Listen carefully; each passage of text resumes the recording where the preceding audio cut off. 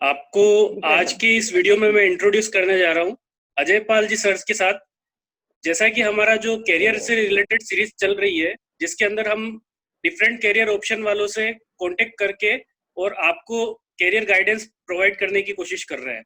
तो उसमें हमने ये शुरुआत की। तो सबसे पहले हम जो सबसे समाज की महत्वपूर्ण कड़ी होती है, शिक्षक। तो जैसा कि कमल सैनी जी का डाउट आया था कि उन्हें लेक्चरर बनना है और उन्हें यह प्रोसीजर नहीं पता है कि लेक्चरर कैसे बना जाता है। तो उसके लिए हमने एक सबसे मेधावी जो हमारे लेक्चरर साहब है, उनसे हमने कांटेक्ट किया है। अजय पाल जी सर है, जो कि बेसिकली अलवर से हैं। और उसके आगे का जो बेसिक इंट्रोडक्शन है इनका, सर आप एक बार अपना बेसिक इंट्रोडक्शन देंगे। आपका स्वागत है हमारे इस चैनल पर। जी सर, धन्यवाद आप सभी का और धन्यवाद सर आपका भी। तो मैं सबसे पहले प्रारंभ से ही शुरू करता हूँ कि मेरी एजुकेशन गवर्नमेंट स्कूल में हुई है, प्राइमरी एजुकेशन भी और मिडिल एजुकेशन भी। उसके बाद फिर मैंने 10वीं फर्स्ट डिवीजन से पास किया था। उसके बाद मैंने 11वीं कक्षा में मैंने पीसीएम लिया, मतलब साइंस में फिजिक्स, केमिस्ट्री और मैथ चूज किया। मेरी इच्छा नहीं थी, लेकिन किसी ने मुझे इस और ये कहा कि आप मैथ लेके आप आईआईटी में जा सकते हैं, ये कर सकते हैं, लेकिन मेरी रुचि नहीं थी। फिर भी मैंने दूसरे के जो मुझे सुझाव दिया था उसको मैंने मान लिया कि 11वीं में तो मैं पास हो गया, लेकिन 12वीं कक्षा में मैं फेल हो गया था। और 12वीं में फेल होने के बाद दूसरी बार मैंने फिर दोबारा से मेहनत की और दूसरी बार में पास हो गया। पास होने के बाद फिर मैंने अपनी रुचि के अकॉर्डिंग मैंने आर्ट सब्जेक्ट लिया और आर्ट में हिस्ट्री, पॉलिटी और ज्योग्राफी, ये ग्रेजुएशन में मेरे सब्जेक्ट थे। जो भी ये इंटरव्यू सुन रहे हैं उन सभी को यही कहना चाहूंगा कि आप जब सब्जेक्ट चूज करते हैं तो किसी का दूसरे में उसकी क्षमताएं अलग होती हैं, आपकी क्षमताएं अलग होती हैं। तो आप दूसरे की रुचि के अकॉर्डिंग सब्जेक्ट चूज मत कीजिए, जो आपकी रुचि है वही सब्जेक्ट चूज कीजिए। पहली बात तो ये आप याद रखना। 10वीं के विद्यार्थी जो सब्जेक्ट चूज करते हैं उनके लिए भी मैं कहना चाहता हूँ। उसके बाद मैंने मेरी रुचि के सब्जेक्ट चूज किए और आपको बताना चाहता हूँ मैं कि जब मैं 12वीं में फेल हो गया था, लेकिन ग्रेजुएशन में मैंने कॉलेज टॉप किया था। मैं कॉलेज टॉपर रहा। एवरेज 66 मार्क्स थे कॉलेज, मतलब फर्स्ट ईयर, सेकेंड ईयर और फाइनल के। और यहाँ पे भी मैं एक बात और कहना चाहूंगा कि आप कॉलेज में जब बहुत सारे विद्यार्थी होते हैं जो रेगुलर क्लास अटेम्प्ट नहीं करते हैं, उनके लिए भी मैं कहना चाहता हूँ कि आप कॉलेज में रेगुलर क्लास लीजिए, क्योंकि आपका बेस वहीं से तैयार होता है। इसके बाद तो फिर मैंने बेसिकली हमें यह चीज पता चलती है कि इसमें आपका जो सब्जेक्ट सिलेक्शन का रोल है वह कितना महत्वपूर्ण है। और सब्जेक्ट में जैसा कि सभी जने सोचते हैं कि साइंस लेना या कॉमर्स लेना, तो यह जो है यह अपने रुचि के अकॉर्डिंग होना चाहिए और यह किसी के ऊपर डिपेंडेंट नहीं होना चाहिए कि भाई उसने ये ले लिया सब्जेक्ट तो मैं भी वो ले लूं। और हमारी जो करियर सीरीज है इसका भी उद्देश्य यही है। कक्षा 10 से 11th में जो सब्जेक्ट चूज करते हैं, यह जो फेज होता है यह स्टूडेंट्स के लिए बहुत इंपॉर्टेंट होता है।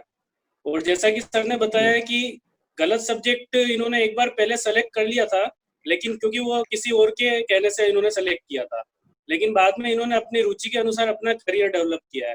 तो अभी इसी से हम शुरुआत करते हैं कि सर आप मुझे ये बताइए कि जो लेक्चरर बनने के लिए क्या कोई भी सब्जेक्ट वाला लेक्चरर बन सकता है 11th 12th के अंदर, या फिर पर्टिकुलर सब्जेक्ट वाले ही बन सकते हैं? जी, कोई भी सब्जेक्ट वाला लेक्चरर बन सकता है। जैसे हम ये साइंस लेते हैं तो साइंस में फिजिक्स, केमिस्ट्री, मैथमेटिक्स, बायोलॉजी चारों सब्जेक्ट होते हैं, वो भी लेक्चरर बन सकता है। आर्ट में history, polity, geography, economics, sociology सभी लेक्चरर बन सकते हैं। अगर हम कॉमर्स ले रहे हैं तो बिजनेस, अकाउंट, ये भी सब लेक्चरर बन सकते हैं। तो आप जो भी सब्जेक्ट चूज कर रहे हैं, चाहे आप साइको चूज कर रहे हैं, चाहे आप सोशलॉजी चूज कर रहे हैं, चाहे आप हिस्ट्री कर रहे हैं, आप सभी सब्जेक्टों से लेक्चरर बन सकते हैं। लेकिन उसके लिए ये होता है कि आपको बीएड करना होगा और उसी सब्जेक्ट में आपको पीजी करना होगा, मतलब पोस्ट ग्रेजुएट। तो सर बीएड जैसे करना होगा तो बीएड पहले करेंगे या फिर पहले पीजी करेंगे ये लोग? देखिए, यहाँ पे मेरा मानना ये है कि जब आपने डिसाइड कर लिया है कि मुझे टीचर ही बनना है, तो आपको बीएड पहले करना चाहिए। अच्छा। मेरा मानना ये है, क्योंकि अभी बीएड 2 वर्ष का होता है और 2 वर्ष की पीजी होती है। अब यदि आपने हम्म। बीएड पहले कर लिया तो बीएड हम्म। करने के बाद आपको 2 वर्ष, जब तक आपकी पीजी कंप्लीट होती है तब तक आपके पास ये ऑप्शन रहेगा कि आप L2 रीट लेवल 2 का एग्जाम भी दे सकते हैं, सेकंड ग्रेड टीचर का एग्जाम भी दे सकते हैं। तो आपको बीएड, मेरे हिसाब से बीएड पहले करना हाँ, चाहिए। तो बेसिकली आप के पास 2 साल होते हैं, तो 2 साल में जितने भी अटेम्प्ट आते हैं, अगर कोई भी वैकेंसी निकलती है तो तब अप्लाई कर सकते हैं, और उसके कारण बीएड पहले करना ज़्यादा बेटर रहेगा, ताकि थर्ड ग्रेड का एग्जाम भी हम साथ में दे हाँ। सके। तो सर, इसका जो बेसिक एक करियर पाथ होता है, 10th के बाद से आपको क्या क्या डिग्रीज करनी होती है, यह आप एक बार बेसिकली बता दीजिए कि सब सब्जेक्ट वालों के लिए एक लेक्चरर बनने के लिए क्या करियर पाथ रहता जी। है।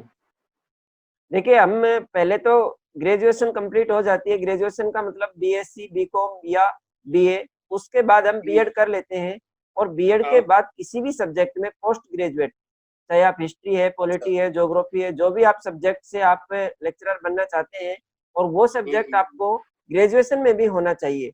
पहले नियम नहीं था, लेकिन अभी ये है कि वो सब्जेक्ट आपके ग्रेजुएशन में भी होना चाहिए, और उससे आप पीजी करते हैं तो आप लेक्चरर बन सकते हैं।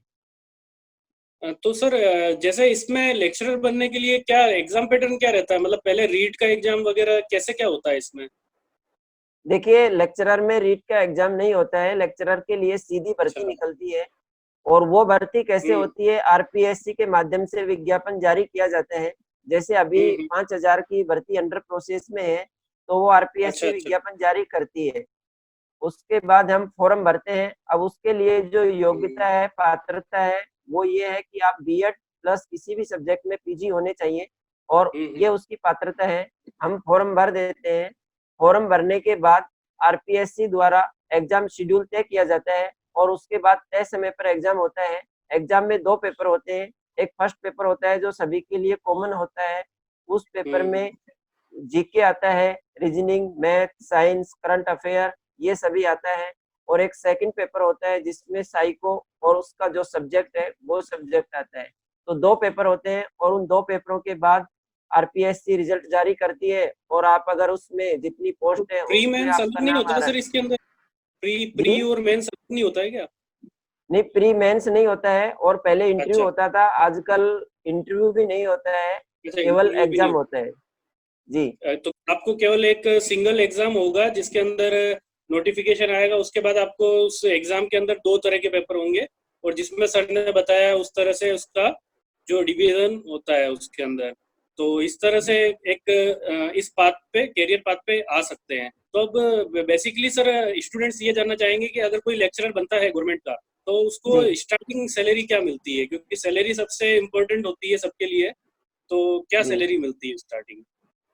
देखिए, स्टार्टिंग सैलरी 2 साल तक प्रोबेशन पीरियड होता है, और उस हाँ। प्रोबेशन पीरियड में स्टार्टिंग में हमें 31,100 सैलरी अच्छा। मिलती है। उस 31,100 में से 10% एनपीएस कटता है, हम्म और हम्म मतलब हम्म। कैश कैश इन हैंड 27,990 रुपए सैलरी मिलती है। तो और ये 2 नोट कर साल के लीजिएगा स्टूडेंट्स की, 27,990 रुपए इन हैंड सैलरी है। 2 साल प्रोबेशन के अंदर फिक्स पे रहता है जी। उसके अंदर। और उसके बाद सर। उसके बाद जैसे ही आपका प्रोबेशन पूरा हो जाएगा, तो आपकी बेसिक पे होती है 44,300।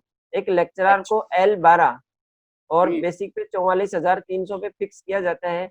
अब 44,300 पे जैसे अभी के अकॉर्डिंग देखें, तो उसपे 17% डीए है, और हम्म 8% एचआरए है।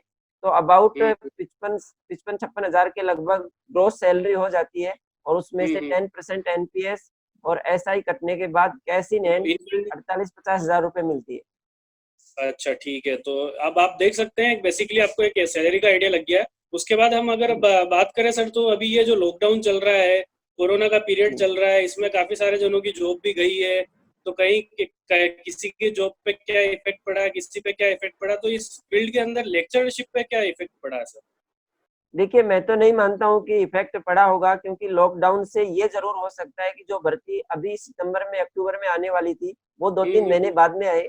बाकी ऐसा हम्म। कोई इफेक्ट तो नहीं है, क्योंकि स्कूलें, अच्छा। ऐसा नहीं है कि लॉकडाउन की वजह से स्कूल बंद हो गई। स्कूल तो बंद नहीं हुई है, स्कूल आगे भी सरकार क्रमोन्नत कर रही है, स्कूल क्रमोन्नत हम्म हो रही है, तो पोस्ट भी बेसिकली बढ़ेंगी।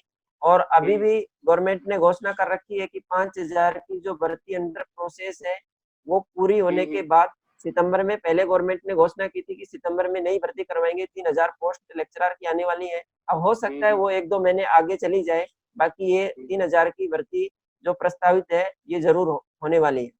तो बेसिकली बढ़ती तो आएगी, आपको इस करियर पाथ पे बढ़ना है तो अभी मौका भी अच्छा है कि बाद में, जैसा कि सर बता रहे हैं कि ये भर्ती क्लियर होके और अभी अंडर प्रोसेस है तो आएगी तो है ही है। तो सर अगर जैसे किसी ने यह करियर पाथ चूज किया है, अब उसका जी। गवर्नमेंट के अंदर किसी में भी नहीं हुआ, किसी भी एग्जाम में नहीं हुआ, तो उसके पास क्या हम्म। अपॉर्चुनिटी रहती है फिर? देखिए, अपॉर्चुनिटी बहुत ज्यादा होती है, हमें बी प्लान जरूर तैयार रखना चाहिए। अगर उसका कहीं भी नहीं हो रहा है तो हाँ। एक तो अगर उनको सब्जेक्ट की अच्छी नॉलेज है, सब्जेक्ट की हम्म। नॉलेज होना बहुत जरूरी है। सब्जेक्ट की हम्म। अच्छी नॉलेज है तो वो फिर पीजी कर रखा है उन्होंने, तो वो नेट का एग्जाम दे सकते हैं।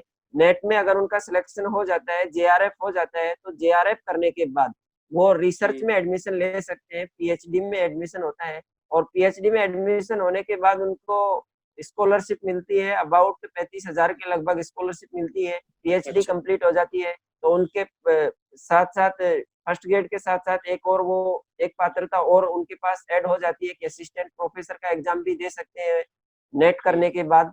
और जेआरएफ होने के बाद वो रिसर्च में एडमिशन ले सकते हैं।